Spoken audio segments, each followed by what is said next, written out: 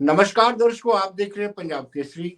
अच्छी बात यह है कि जो उपराज्यपाल मनोज कुमार सिन्हा ने कहा था कि जो रिश्ते रद्द की गई हैं उनको जल्दी से जल्दी उनके एग्जाम करवाए जाएंगे। कल डिविजनल कमिश्नर ने इस बाबत इम्पोर्टेंट मीटिंग भी ली है और कंप्यूटर बेस्ड टेस्ट करवाने का फैसला लिया है। बड़ी बात यह है, कोई भी इलेक्ट्रॉनिक गैजेट्स जो है वो अंदर नहीं जा पाएंगे और सेंटर के अंदर ही जैमर भी लगाए जाएंगे ताकि कोई अगर गैजेट है उसका गलत इस्तेमाल ना कर सके। अप्रोप्रिएट सिक्योरिटी फोर्सेस प्रोवाइड की जाएंगी। जैसे कि हम सब जानते हैं, जब भी कोई एग्जाम होता है तो धारा 144 लागू कर दी जाती है, वो भी इम्प्लीमेंट होगी।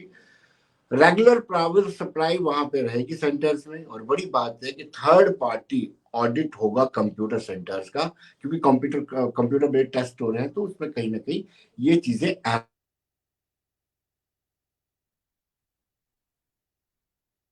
पिछली बार निराश हुए थे वो इस बार निराश नहीं होंगे, क्योंकि व्यवस्थाएं इस कदर की गई हैं। जो पहला हॉर्टिकल्चर टेक्निकल ग्रेड 4 का टेस्ट होगा और जूनियर स्टेनोग्राफर का टेस्ट जो है वो 29 नवंबर को होगा। जल शक्ति विभाग में जेई का टेस्ट जो है 5 और 6 दिसंबर को होगा। सब इंस्पेक्टर का टेस्ट जो बड़ा ही विवादास्पद रहा था, पिछली बार कंट्रोवर्शियल रहा था, वो 7 दिसंबर से 20 दिसंबर तक चलेगा। और साथ ही साथ जो बड़ी बात उसमें ये रखी गई है कि कुछ लोगों का ये भी कहना है कि दूसरे एसएससी के टेस्ट भी इस दौरान आ रहे हैं, 1 से लेकर के 12 तक हो सकता है इसमें रीशेड्यूलिंग हो जाए। लेकिन क्या इससे फ्री एंड फेयर या free and smooth and free papers conduct करवाए जा सकते हैं? क्या जैमर लगाने से पेपर कंडक्ट करवाए जा सकते हैं? क्या इलेक्ट्रॉनिक गैजेट अंदर नहीं जाएगा? क्या उससे ये पेपर सही हो जाएंगे, या इसमें कोई बंगलिंग ना होगी, या इसमें उस तरह की उंगलियां ना उठेंगी जो पहले उठी थी? इस पर चर्चा करके मोहम्मद खलीक है, विशल ब्लोअर है, लास्ट टाइम भी इन्होंने ही इस चंद इनके कुछ मित्रों ने इन्होंने मिलकर के ये चीज बाहर निकाली थी कि सब इंस्पेक्टर की भर्तियों में धांधलियां हुई हैं। और उसके बाद सीबीआई की जांच आई और सीबीआई ने अपनी चार्जशीट पेश कर दी है। मोहम्मद खलीक, क्या आपको लगता है कि जो इस बार इन्होंने चीजें अडॉप्ट की हैं, थर्ड पार्टी ऑडिट होगा और जो जैमर है वो अंदर लगाए जाएंगे, गैजेट जो इलेक्ट्रॉनिक गैजेट है कोई अंदर लेके जाए, क्या इससे स्मूथ पेपर कंडक्ट हो सकते हैं? सर देखिए, स्मूथ पेपर कंडक्ट करने की बात करें तो स्मूथ पेपर कंडक्ट तो इससे पहले भी होते थे।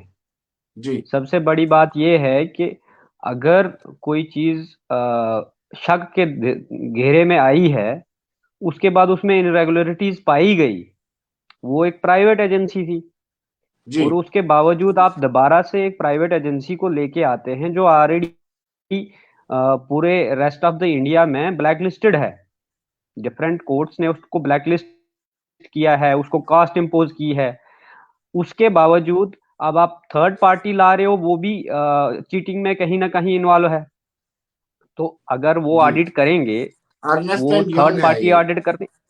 जी सर। जी, मैंने कहा अब तक पेपर कंडक्ट हाँ करवाएगी और जो थर्ड पार्टी ऑडिट होगा अर्नेस्ट एंड यंग कंपनी है। सर, इसमें ऑलरेडी जो मेरे मित्र मेरे साथ प्रोटेस्ट में थे, उन्होंने कहीं भी न्यूज पोर्टलों में बाइट्स दी हैं, जो एप्टेक्ट के जी रिगार्डिंग आप बात कर रहे हैं, कि वो ब्लैक लिस्टेड है। इवन हमने एक रिटर्न एप्लीकेशन दी है जेकेएसएसबी को कि इस ये कंपनी पे आप नेसेसरी स्टेप लीजिए, जो आप ब्लैक लिस्टेड कंपनी को हायर कर रहे हैं, ये जो जी है, क्या गारंटी है कि आप फिर से उन बच्चों के साथ खिलवाड़, ये कंपनी उन बच्चों के साथ खिलवाड़ नहीं करेगी जैसे मैरीट्रैक ने किया। जी तो प्रॉब्लम यहाँ है कि आपके पास टेक्निकल एक्सपर्ट ही नहीं, तो इलेक्ट्रॉनिक गैजेट अंदर लें या ना लें, क्या पता वो सिस्टम को ही कोई ऑपरेट कहीं और स्टेट से कोई करेगा, जी इसकी क्या गारंटी है? जी जबकि आपके पास सिर्फ थर्ड पार्टी ही है जो ऑडिट करेगी। वो थर्ड पार्टी ये ना प्राइवेट ही है आपके पास अपने कोई टेक्निकल एक्सपर्ट हैं जो आपने हायर किए हैं कहीं जी गवर्नमेंट डिपार्टमेंट में। तो कल जी को अगर जैसे वहां के कोई भी एम्प्लॉय हैं वो इन्वॉल्व होके फिर से इनरेगुलरिटीज होती है, तो उसकी गारंटी क्या दे रहे हो आप? कॉन्स्टिट्यूशनल जो गारंटी है आपको हमें आर्टिकल 16 देता है कि आपको इक्वल अपॉर्चुनिटी मिलेगी। उसकी वजह से हम आज तक हरास हो रहे हैं। 2014 से आज तक जो एग्जाम जिस एजेंसी ने करवाए, तो उसने कितने वो पारदर्शिता से करवाए हैं, वो तो पब्लिक डोमेन में आ गई ना चीज। जी तो सर अभी की बात करें हम, जो एपटेक्ट इन्होंने हायर की है उसके रिगार्डिंग हमने पहले ही रिटर्न में दे दी है, कंप्लेंट दी है जेकेएसएसबी को कि ये एपटेक्ट ऑलरेडी ब्लैक लिस्टेड है, इसलिए आप इस पे नेसेसरी एक्शन लीजिए, आप टेंडर निकालिए। क्या आपको पूरी रेस्ट ऑफ इंडिया में ऐसी कोई कंपनी नहीं मिलती जो ब्लैक लिस्टेड नहीं है? जी। तो और आपको एक लगता है कि सर, बोर्ड और सरकार की मंशा पर आप डाउट करते हैं, यानी एपटेक को, सर जो ब्लैक डाउट लिस्टेड हम तब कंपनी। नहीं करते। सर जी डाउट हम तब नहीं करते अगर इन्होंने ये कहा था कि जो स्टूडेंट इसमें इन्वॉल्व पाया जाएगा उनको डीबार किया जाएगा। तो अगर सर ये जो एग्जाम कैंसल हुए ऑन द बेसिस ऑफ कि अगर आपको एलिमिनेट नहीं किया बच्चों को, जिन्होंने ये किया, आपने सीधी लिस्ट को स्क्रैप किया इसलिए क्योंकि इसका वॉल्यूम और मैग्नीट्यूड बहुत ज्यादा था। तो वॉल्यूम एंड मैग्नीट्यूड अगर ज्यादा था, इनरेगुलरिटीज थी, तो आप बताइए हमें कि क्या एक भी परसेंट बच्चा इसमें से डीबार हुआ? और एफआईआर में अभी कितने बच्चों के नाम आए और कितने हजार जी लोग अपेयर हुए? तो जो डी बार बच्चे नहीं हुए, क्या वो दोबारा एग्जाम में अपेयर नहीं हो रहे हैं? जी। तो अगर तो वो कहीं ना एग्जाम में कहीं अपेयर जो हो रहे दर्शक हमारे, खलीक भाई, जो हैं। दर्शक हमारे साथ जुड़े हैं उनको हम बताते चले कि सब इंस्पेक्टर का एग्जाम जो है 7 दिसंबर से लेकर के 20 दिसंबर तक चलेगा। इसमें बदलाव होने की गुंजाइश है, क्योंकि एसएससी के एग्जाम 1 दिसंबर से लेकर के 12 दिसंबर तक चल रहे हैं। जो इस बार बदलाव किया जा रहा है एसएसबी द्वारा वो ये है कि अंदर जैमर लगाए जाएंगे, थर्ड पार्टी ऑडिट होगा, और बड़ी बात है कि 144 इम्पोज पहले भी किया जाता रहा है, डिप्लॉयमेंट होगी, फोर्स की डिप्लॉयमेंट होगी, अप्रोप्रिएट जो सिक्योरिटी फोर्सेस है वो डिप्लॉय किए जाएंगे, और साथ साथ ये सुनिश्चित किया जाएगा कि ऑब्जर्वर इंडिपेंडेंट ऑब्जर्वर रहे, और मैजिस्ट्रेट की तैनाती का लिए भी आदेश जारी कर दिया गया है। तो खलीक भाई, हमें ये डाउट इसलिए हो रहा है कि अगर ब्लैक लिस्टेड कंपनी है और आप बार बार उनको, आपने रिटर्न में उनको दिया है कि ब्लैक लिस्टेड कंपनी, इस पर एक्शन लिया जाए, उसके बजाय उसको दोबारा से एग्जाम कंडक्ट कराने के लिए कहा जा रहा है। सर नहीं, यही नहीं किया जा रहा है। जबकि जो उनके अपने रूल्स थे, उन रूल्स को बदलने के लिए एक प्रक्रिया बनाई गई, एक कॉरिडोरम निकाला गया, जिसमें पहले से ये था कि जो कंपनी ब्लैक लिस्टेड होगी उसको कॉन्ट्रैक्ट नहीं दिया जाएगा। और उसके बावजूद उन्होंने उसको चेंज करके ये किया कि आज की डेट में ये ब्लैक लिस्टेड नहीं होनी चाहिए, ये कॉन्ट्रैक्ट ले सकती है। जी, यानी इसमें अमेंडमेंट की गई है, कानून में अपने ही क्लासेस में चेंज किया गया है कि आज की डेट में बिल्कुल वो किया गया। ब्लैक लिस्ट नहीं होनी चाहिए, पीछे ब्लैक लिस्ट हो वो चलेगी। हाँ वो चलेगी। तो देखिए सर, अगर इनकी मंशा साफ मतलब उस तरीके से एग्जाम कंडक्ट करवाने की होती, मैं ये कहता हूं कि टेक्निकल एक्सपर्ट, आज साइबर फ्रॉड इतना चल रहा है, आज सिस्टम को कहीं से भी कहीं पे मॉनिटर किया जाता है। तो जब हमारे यहाँ पे कोई ऐसी एजेंसी के पास टेक्निकल एक्सपर्ट है ही नहीं, गवर्नमेंट बॉडी के पास टेक्निकल एक्सपर्ट है ही नहीं, तो आप बताइए हमें सर कि आपके सिस्टम को कोई किसी और स्टेट में बैठ के क्यों नहीं, दिल्ली में बैठ के क्यों नहीं मॉनिटर कर सकता है? जो लोग 25-25 लाख दे सकते हैं एग्जाम पेपर खरीदने के लिए, वो लोग ऐसे मैनेज नहीं कर सकते हैं कंपनी को क्या? उस जी कंपनी को जब कॉन्ट्रैक्ट में उसको एक बच्चे का कितना ही पेपर, एक बच्चा 5,000, ये क्या 500 रुपया दे रहा है या 1,000 रुपया दे रहा है, उसमें से भी जो उसको शेयर मिल रहा है, जब एक बच्चा उनको 25 लाख देगा तो उनको उसको पेपर देने में क्या दिक्कत है प्राइवेट कंपनी जी को? जी। ये जैमर का क्या फन रहेगा कि जैमर आपने लगा दिए सर इसमें सेंटर ये में, होता है कि व्हाट इज द आपका फन? आपका उसका फन ये रहता है सर कि आपका मोबाइल फोन, आपका ब्लूटूथ इलेक्ट्रॉनिक जो भी गैजेट है जिससे आप चीटिंग कर सकते हैं, उस सेंटर के अंदर, उसमें आप अगर चीटिंग करना चाहें तो आप नहीं कर सकते इंडिविजुअली। बट जो सिस्टम अंदर लगा हुआ है आपका, जो कनेक्टेड है, सॉफ्टवेयर कनेक्टेड है, वो तो कंपनी की अपनी टेक्निकल सॉफ्टवेयर है ना, उसको कोई और भी ऑपरेट कर सकता है, वो तो उनके इंजीनियर जानते हैं, सॉफ्टवेयर इंजीनियर। वो तो आपके पास उसके लिए कोई टेक्निकल एक्सपर्ट तो नहीं है उसको मॉनिटर करने के लिए। जी। तो क्या सीबीटी पता टेस्ट जो ठीक रहा? स्टूडेंट, सर सीबीटी ये टेस्ट बिल्कुल ठीक है, लेकिन जी इसमें सिर्फ एक दिक्कत है सर कि इसमें सरकार को इस चीज को समझना पड़ेगा कि ये एक टेक्निकल, इनको टेक्निकल सॉफ्टवेयर इंजीनियर हायर करने पड़ेंगे, वो बाहर से करें, इंडिया से करें, लेकिन जो इन चीजों को मॉनिटर करेंगे कि ये सिस्टम कहीं और ऑपरेट ना हो, क्योंकि सीबीटी में ऐसा पहले हो चुका है, बहुत सारी जगहों में हो चुका है।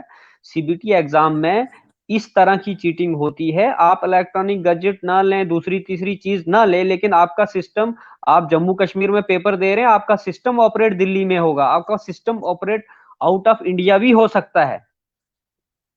तो जी यानी आप एग्जाम कर ही नहीं रहे हैं, सिर्फ सिस्टम के सामने बैठे हैं, वो क्वेश्चन आंसर कहीं और से हो रहा है, ऐसा भी होता है। जी खलीक, कभी जो हमारे दर्शक हमारे साथ जुड़े हैं उनको बता दें कि प्रस्तावित अब डेट्स सर क्या दूसरी होती चीज है। एक और है सर, एक एक चीज मेंशन करना चाहूंगा। जी अगर इलेक्ट्रॉनिक गैजेट गैजेट ये हर एग्जाम में होता है, या हाई सिक्योरिटी या 144 इम्पोज करने से जिस बच्चे को पहले ही बाहर से पेपर, ठीक है जैसे खलीक, पहले आपने पेपर बाहर लीक ये हुआ, होटल में पेपर वो दे जिस दिया, बच्चे को क्या पहले से आपको पेपर, जी जी हाँ पेपर पहले ही आपको आंसर की पता है, तो आपको क्या करेगा वो सब सिस्टम।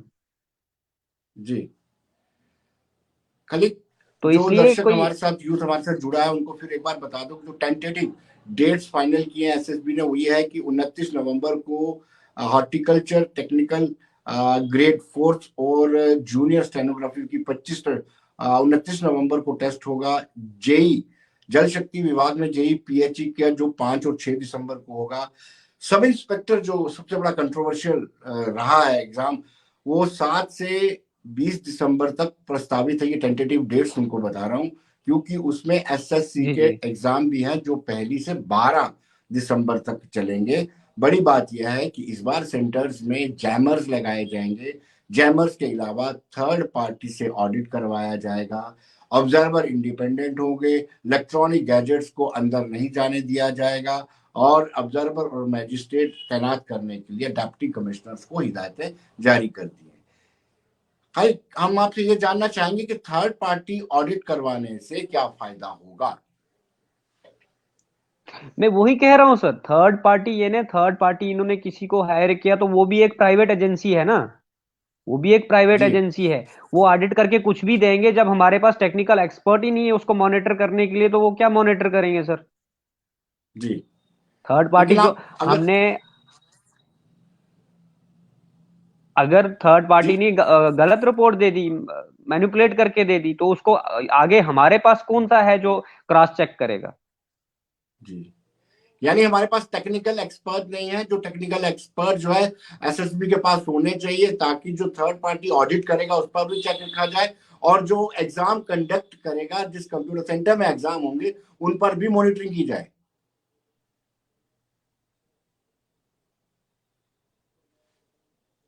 जी खालिक भाई,